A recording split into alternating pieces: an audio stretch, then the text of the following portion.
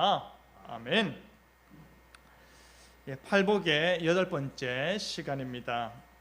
의를 위하여 박해를 받은 자는 복이 있다. 천국이 그들의 것임이니라. 원의 의미를 살려서 다시 말한다면 복되도다 의를 위하여 박해를 받은 자요. 왜냐하면 천국이 그들의 것이기 때문이다. 그렇다면 여러분, 의를 위한다는 것은 뭘까요?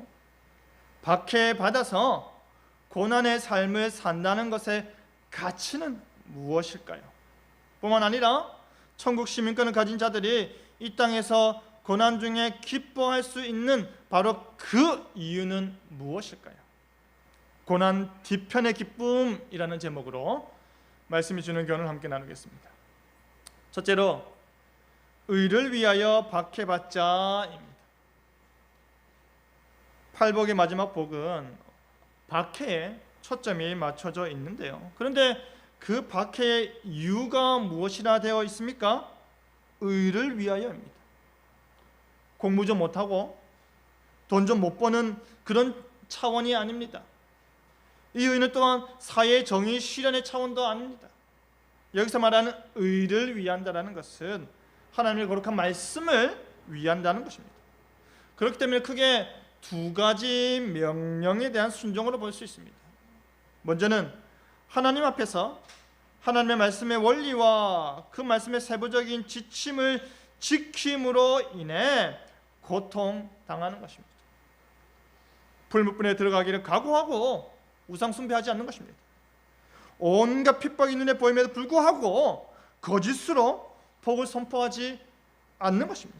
그 모든 유혹과 협박을 다 이겨내고 진실을 입에 담고 말씀을 몸에 새기는 것입니다. 그러니 하나님의 말씀에 목숨 건 자들을 악인들이 가만히 두지 않는 것입니다. 다음으로 세상 앞에서 주님의 지상 명령을 실천함으로 인해서 고통을 당하는 것입니다. 우선 가정에서, 우리 직장에서, 그리고 학교에서, 그리고 여러 모임들에서 복음의 삶을 사는 것입니다. 이 사람은 그리스도인이었지라는 말을 우리가 들어야 된다 하지 않았습니까? 여러분 모두가 이 말을 꼭 듣기를 바랍니다. 제가 저분은 진짜 목사네 라는 말을 듣고자 부단히 노력하는 것처럼 진짜 그리스도인이네 라는 말을 여러분 모두가 듣기를 바랍니다. 그래서 그들이 알아서 인정하고 배려케 하는 삶을 사는 것입니다. 물론 우리가 한 주 동안 만나는 사람들이 모두 그리스도인이라면 그와 같은 말을 듣는 것이 쉽지 않을 것입니다. 그렇기 때문에 복음의 삶을 사는 것은 또한 복음을 어떻게 적극적으로 전하는 것까지 말하는 것입니다. 복음은 말로 하는 것입니다. 복음은 말하는 것입니다. 교회 오면 좋겠는데 하고 생각에 그치는 것이 아닙니다. 복음은 그리스도에게로 적극적으로 초대하는 것입니다. 그 복음 전도의 과정 속에서 어려움을 당하는 것이죠. 무시당하고 창피당하고 실망하고 좌절하고 여러 손해를 보는 것입니다. 사도 바울이 그랬습니다. 베드로가 그랬습니다. 요한이 그랬습니다. 그리고 우리 역시도 그래야 하는 것입니다. 그런데 여러분, 지금 산상수훈의 팔복을 듣고 있는 사람들 입장에서는요, 지금 예수님의 말씀이 너무나도 급진적으로 전개되고 있다고 느끼지 않을까요? 왜냐하면 방금 전에 화평케 하는 자의 복을 말씀하셨기 때문입니다. 화평한 삶을 살아라고 하셨으면서 곧이어 어떠한 틈도 주지 아니하고 의를 위해 박해받는 것이 마땅하다 하는 것입니다. 그리고 사실 화평케 하는 삶을 산다고 해서 그 사람이 모든 사람들로부터 칭찬과 박수를 받는 건 아니지 않습니까? 우리의 상식을 벗어나는 악한 사람들이 있습니다. 우리의 생각을 벗어나는 탐욕스럽고 이기적인 사람들이 있습니다. 우리의 수준보다 떨어지는 목회자들, 직분자들, 그리스도인이라는 명칭을 달고 있는 사람들이 있습니다. 우리가 하나님 나라 백성으로서 이 땅 가운데 참된 평화를 전하고 그 화평을 누린다는 것은요, 바로 복음을 전하는 일 아닙니까? 복음으로 말미암아 참된 평화가 우리 가운데, 우리 관계 가운데 나타나기 때문입니다. 복음 말고는 하나님과 사람들과의 참된 평화가 없습니다. 그런데 우리가 복음으로 만들어가는 평화가, 우리가 만들어가는 그 복음의 평화를 싫어하는 사람들이 있습니다. 복음의 평화를 적극적으로 방해하고 싫어하는 사람들이 있습니다. 그렇기 때문에 예수님께서 화평케 하는 일과 의를 위하여 핍박받는 일을 이어 말하시면 너무나도 자연스러운 것입니다. 여러분, 진정 하나님 나라에 속한 하나님의 백성이라면 우리는 이 땅에서 사는 동안에 그리스도인으로서 고통스러운 삶을 사는 것이 당연한 것입니다. 내가 하나님의 은혜에 대한 가난한 심령을 가지고, 내가 하나님의 손길을 향한 애통한 마음을 가지고 스스로 온유하고자 하며 의에 줄이고 목마른 것이 천국 백성의 표시라면, 동시에 내가 세상에서 핍박받는 것도 천국 백성의 표시라는 것입니다. 그러니 이 말을 듣고 있던 당시 사람들은 흥분하는 것입니다. 들판에 앉아있던 그 수많은 이스라엘 사람들은 흥분하는 것입니다. 왜냐하면 오래도록 고난은 죄의 결과다, 고난은 하나님이 싫어한다 라는 그 생각에 사로잡혀 있었기 때문에 예수님 말씀을 듣고서 그 모든 심적 억압에서 해방감을 누리는 것입니다. 여러분, 이 8번째 복이 우리에게 도전하는 것이 무엇입니까? 바로 내 삶 가운데 그리스도인으로서 감당해야 할 고통스러운 일이 전혀 없다면 나는 과연 예수님의 제자가 맞는가 하는 고민을 진지하게 해봐라 하는 것입니다. 자신의 능력 때문에, 자신의 행실 때문에, 사회적인 구조 때문에 당하는 고난을 말하는 것이 아닙니다. 그리스도인의 정체성으로서 당하는 것입니다. 그리스도인이기 때문에 당하는 고난이어야 하는 것입니다. 그리스도인으로 산다는 것은 내 양심과 내 삶이 세상에서 불편하고 어렵고 힘겨운 것이기 때문입니다. 마태복음 5장 11절을 보면 보다 구체적으로 그 박해받음의 이유를 뭐라고 말하고 있습니까? 나로 말미암아 라고 예수님께서 말씀하십니다. 의를 위하여 핍박받는 것은 곧 나로 말미암아 핍박받는다는 말입니다. 의를 위하는 삶이 나로 말미암는 삶이라는 말입니다. 의롭고자, 거룩하고자, 하나님 앞에서 하나님과 닮아가는 그 거룩한 삶을 살고자 힘쓰는 삶이 예수님으로 말미암는 삶이라는 것은 예수님을 닮아가는 삶을 의미한다는 것입니다. 그러니 예수님을 닮아가는 삶을 살 때 그 보여지는 예수님의 모습으로 인해서 사람들이 욕하고 박해하고 모든 악한 말을 하게 될 터인데 그것이 우리에게 뭐다? 복이다 라는 것입니다. 요한복음 15장을 보시면 예수님께서 세상이 너희를 미워하는 것은 누구를 미워하는 거다? 나를 미워하는 것이다 하셨습니다. 생각해봐라. 너희가 만약 세상에 속해 있다면 그 세상이 자기 것인 너희를 사랑할 것 아니냐.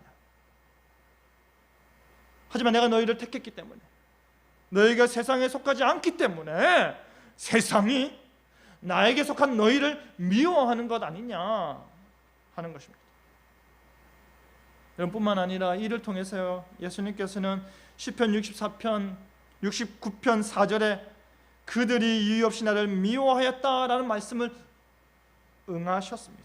성취하셨습니다. 여러분, 당시 예수님의 제자들은 예수님을 따르고 예수님께 속한 자가 되면 고난받는다는 것을 분명하게 알았습니다. 그럼에도 불구하고 그들이 기꺼이 그 고난의 삶을 자신의 삶으로 받아들이는 것입니다. 돌에 맞아 쓰러지는 핍박 가운데서도 발과반하는 복음을 여러 성에 전하면서 제자들의 마음을 굳게 하며 한 말이 무엇입니까? 이 믿음에 머물러 있으라. 이 믿음에 머물러 있으라.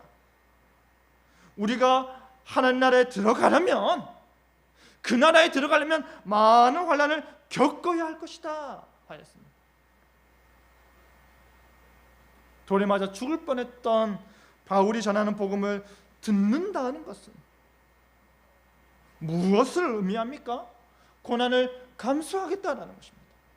방금 전에 돌에 맞아 죽을 뻔했던 그 사람이 전하는 그 복음을 내가 듣고 있다는 말은 나도 그 고난에 동참하겠다는 것입니다. 목숨 걸겠다는 것입니다. 환난은요, 하나님 나라에 들어가는 모든 사람들이 겪어야 하는, 반드시 겪어야 하는 것입니다. 진정한 그리스도인의 삶은 그의 경건을 추구하는 인생에서 핍박받는 것이 너무나도 당연하다는 것입니다. 그 당연한 삶에 적극적으로 뛰어드는 것입니다. 사랑하는 성도 여러분, 그리스도를 위해 고난 받으시기 바랍니다.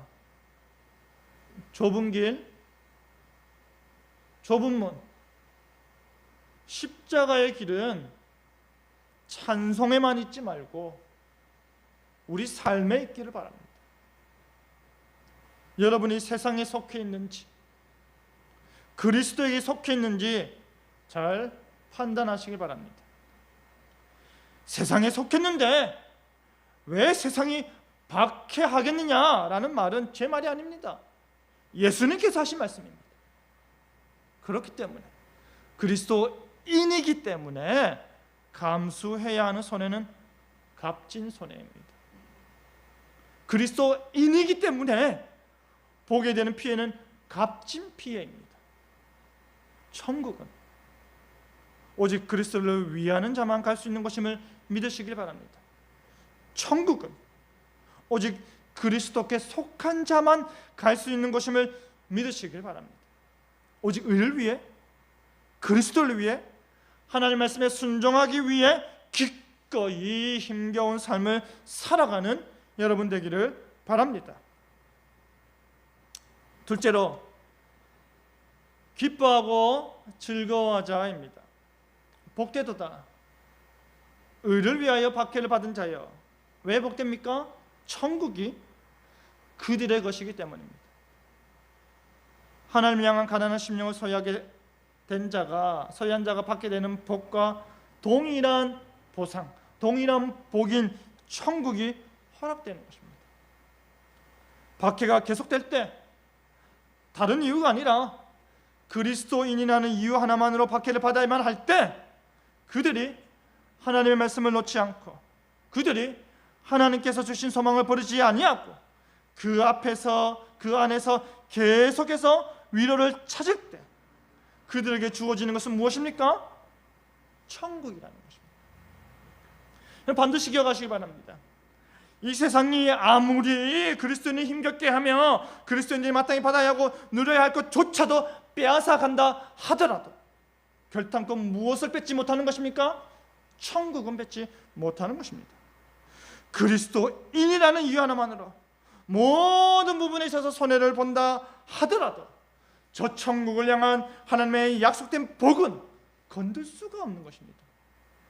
이 모든 복들이 천국으로 시작해서 천국으로 끝이 나는 것입니다. 그렇기 때문에 그리스도를 위해서, 그리스도로 말미암아 고난받게 될 때에 이 모든 일들 가운데 잊지 말아야 할 것은 바로 우리가 받게 될 복이라는 사실입니다. 베드로전서 4장 13절에서 14절에 오히려 너희가 그리스도의 고난에 참여하는 것으로 즐거워하라. 이는 그의 영광을 나타내실 때에 너희로 즐거워하고 기뻐하게 하려 함이라. 너희가 그리스도의 이름으로 시험을 당하면 복 있는 자로다. 영광의 영 곧 하나님의 영이 너희 위에 계심이라. 아멘. 여러분, 사실 고난을 당하는 것은 힘든 일입니다. 어려운 일입니다. 눈물이 앞서는 일입니다. 가슴이 무너지는 일입니다. 저희 가정이 고난 가운데 있습니다. 아예 예상치 못한 아픔에 생존율이 몇 프로라는 말을 들으며 절망의 순간에 놓여 있었습니다. 하루에도 몇 번씩 울컥하는 순간들과 아픔들이 지금까지도 이어지고 있지만, 그럼에도 불구하고 목사로서 예배를 준비하고 성도들을 돌보고 성도들의 아픔을 헤아리며 위로하고 교회 외적으로도 저에게 주어지는 적지 않은 일들을 감당하고 있습니다. 여러분, 저는 왜 이와 같은 일이 일어났는지 정확하게 알 수가 없습니다. 나의 죄에 대한 하나님의 징벌인지, 이 땅에 교회가 세워지는 것에 대한 사단의 방해인지, 하나님의 연단의 시간인지 저는 도저히 알 수가 없습니다. 그렇기 때문에 울 수밖에 없고, 그렇기 때문에 기도할 수밖에 없는 것입니다. 네가 목사인데 왜 이런 일이 일어났는지 한번 말해봐라. 하나님한테 물어봐라. 여러 번 들었습니다. 하지만 잘 모르겠습니다. 그렇기 때문에 기도하는 것입니다.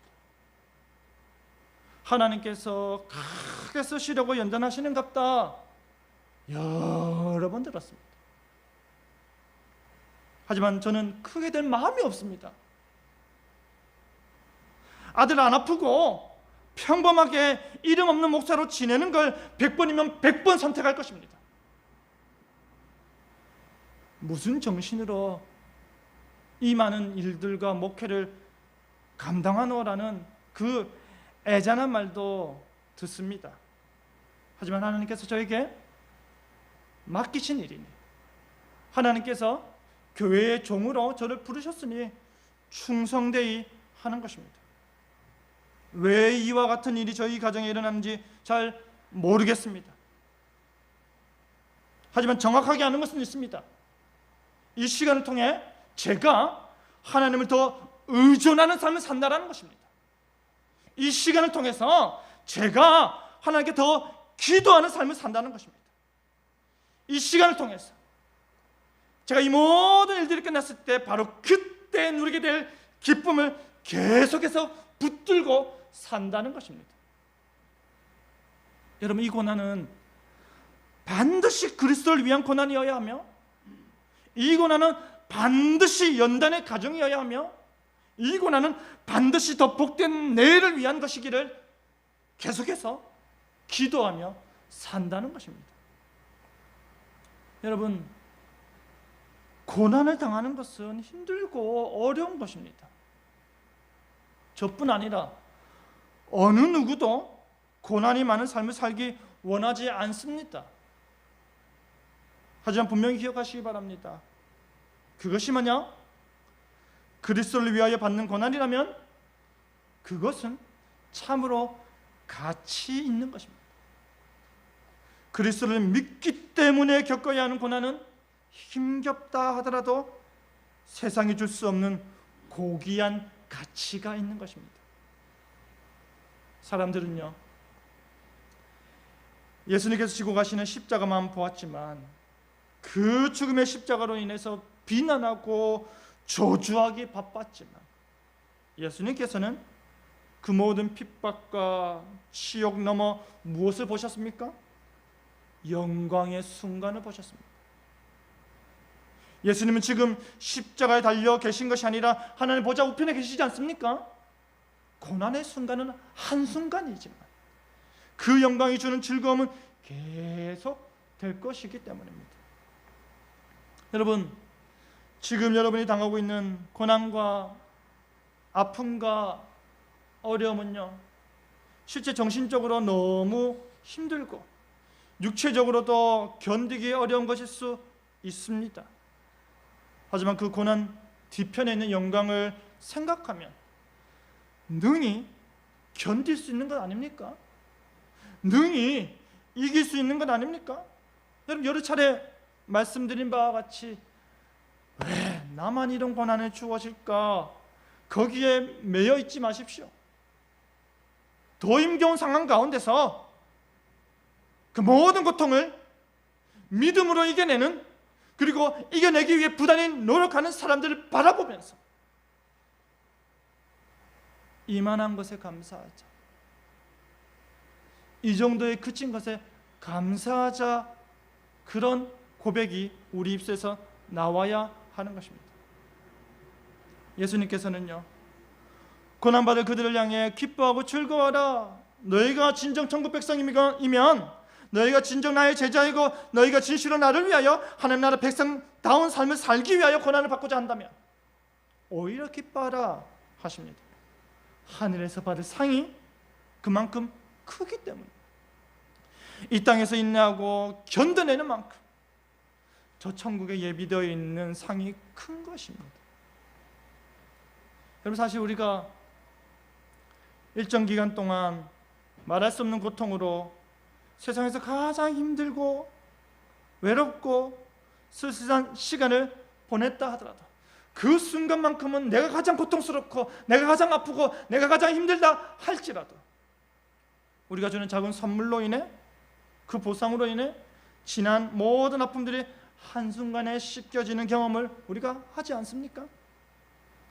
어둠의 터널을 지나 드디어 푸른 들판을 맞이했을 때 방금 전에 그 기나고 긴 침울했던 그 시간들이 기억조차 나지 않는 경험을 하지 않습니까? 저는 제 아들이 5년 뒤에 완치 판정을 받을 것을 매일같이 상상합니다. 얼마나 기쁘고 설레는지 모릅니다. 하물며 하나님께서 믿는 자를 위해 저 천국에서 예비하신 상을 얼마나 크겠습니까? 그러니 다시 한번 마음을 붙들고 내가 하나님 앞에서 겸손히 믿음으로 나아가야 하는 것입니다. 세상 사람들도 자신의 성공을 위해, 자신의 꿈을 위해 그렇게 하는데 우리는 더더욱 굳센 믿음으로, 흔들리지 않는 소망으로 저 천국을 생각하며 기뻐하고 즐거워해야 하는 것입니다. 하나님께서 예비하신 상이 크기 때문입니다. 예수님께서 이어서 하시는 말씀이 바로 너희 전에 있던 선지자들도 이같이 박해받았다, 고난을 받았다 하십니다. 엘리야는 아합과 이세벨이 두려워서 갈멜산에서 벌어진 영적 전쟁에 승리하였음에도 불구하고 탈진하기까지 도망쳐야만 했습니다. 예레미야는 채찍을 맞고 뺨을 맞고 감옥에 갇히기까지 하였습니다. 에스겔은 자신의 아내가 죽었는데도 불구하고 눈물조차도 흘리지 못했습니다. 다니엘은 하나님께 기도했다라는 이유 하나만으로 사자굴에 갇혀야 했습니다. 그의 친구들은 우상에 절하지 않아서 풀무불에 던져졌지 않습니까? 너희 전에 있던 선지자들도 다 이처럼 하나님을 위해 고난과 박해를 받았으니 너희가 고난을 받더라도 흔들리지 말라는 것입니다. 고난을 당하더라도 그 믿음을 잃지 말라는 것입니다. 고난이라 쓰고 기쁨이라 읽으라는 것입니다. 사실 우리는 초대교회처럼 일제강점기 시절 교회처럼 신앙으로 인해 목숨 걸 만큼의 고난을 받지 않습니다. 우리 목에 칼이 들어오지 않습니다. 우리 신앙이 우리를 감옥에 가두게 하지 않습니다. 하지만 변함없는 사실은 바로 세상의 주관자인 사단은 그리스도로 말미암아 제자된 그리스도인들을 향해 끊임없이 박해하고 있다는 사실입니다. 그렇기 때문에 그 모든 고난이 주는 두려움을 두려워할 필요가 없습니다. 우리는 주님의 것이기 때문입니다. 그 모든 고난이 주는 공포에 떨 필요가 없습니다. 어떠한 상황에서든지 흔들리지 않고 확고하게 서 있는 것이 바로 의를 위하여 기꺼이 박해 받는 자들이기 때문입니다. 나만 그런 것이 아닙니다. 이미 선지자들도 그 같은 고난을 받았습니다. 그 고난이 여러분이 진정 그리스도인됨을 나타내는 것입니다. 그 고난이 여러분의 신앙을 보다 깊어지게 하는 것을 나타내는 것입니다. 사랑하는 성도 여러분,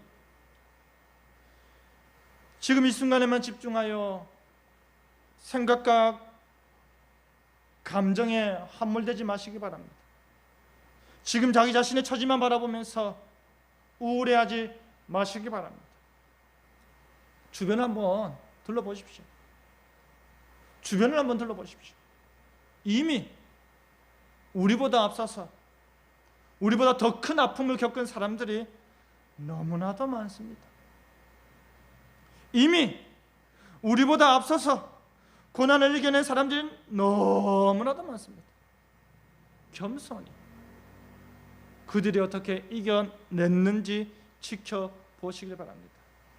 겸손히 믿음으로 그들이 어떻게 견뎌내었는지 지켜보시기 바랍니다. 우리 주님께서 십자가를 어떻게 인내하시며 그 죽음의 고통을 어떻게 감내하셨습니까? 예수님 때문에 고난받으신다면 예수님처럼 이겨내시길 바랍니다. 예수님을 위해서 힘겨운 시간을 보내신다면 예수님처럼 고난 넘어 있는 영광을 바라보시기 바랍니다. 그 고난 뒤에 찬란하게 빛나는 영광을 바라보며 주 안에서 기뻐하고 즐거워하는 여러분 되기를 바랍니다. 말씀 뵙겠습니다. 사랑하는 성도 여러분, 고난을 당한다는 것은 참으로 싫은 일이지 않습니까? 하지만 그리스도를 위해 기꺼이 고난당하기를 주저하지 마시기 바랍니다. 그리스도로 말미암아 신경 삶을 사는 것을 마땅하게 여기시기 바랍니다. 그것이 바로 우리가 참된 천국 백성임을 보여주는 것입니다. 그것이 바로 우리가 참된 그리스도의 제자임을 말해주는 것입니다. 눈을 들어 그 고난의 끝을 바라보시고 눈을 더 들어 그 고난 뒤편의 영광을 바라보시기 바랍니다. 이 순간이 지나가면 기쁨과 즐거움이 계속해서 더 많이 주어질 것을 믿으시길 바랍니다. 하나님께서 우리의 삶을 얼마나 많이 예비하셨는지 기대하시길 바랍니다. 하늘에 예비되어 있는 하나님의 상이 얼마나 풍성할까요? 그것을 기대하고 오직 하나님만 믿고 나아가시기 바랍니다.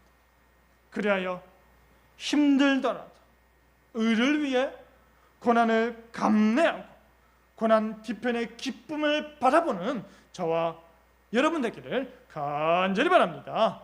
아멘.